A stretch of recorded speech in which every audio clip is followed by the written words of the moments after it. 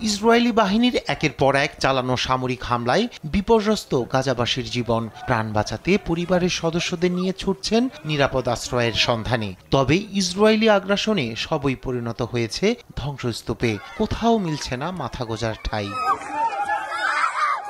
রোববার গাজার media office জানায়, বর্তমানে ২৪ লাখ ফিলিস্তিনি চরমভাবে মানবিক সংকটে ভুগছেন। এরই মধ্যে উপত্যকার উত্তরে অবস্থিত গাজা শহরে অভিযান চালানোর সিদ্ধান্ত নেয় ইসরায়েলি বাহিনী। ফলে সেখানকার ১ লাখ মানুষের জীবন হুমকির মুখে।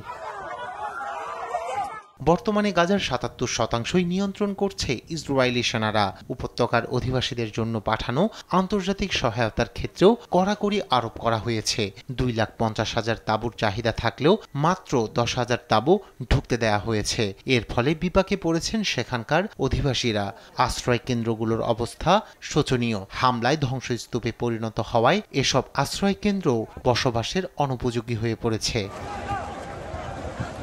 ইসরায়েলের ধারাবাহিক হামলায় বর্তমানে সেখানকার আশ্রয় কেন্দ্রগুলোতে স্থান সংকট দেখা দিয়েছে। এরপরও বাহিনীটি শহরের পশ্চিম ও দক্ষিণে পূর্ণমাত্রায় সামরিক অভিযান চালাচ্ছে। এতে করে হুমকিতে পড়েছে সেখানকার সাধারণ মানুষের জীবন। নিউজ ডেস্ক, দেশ টিভি।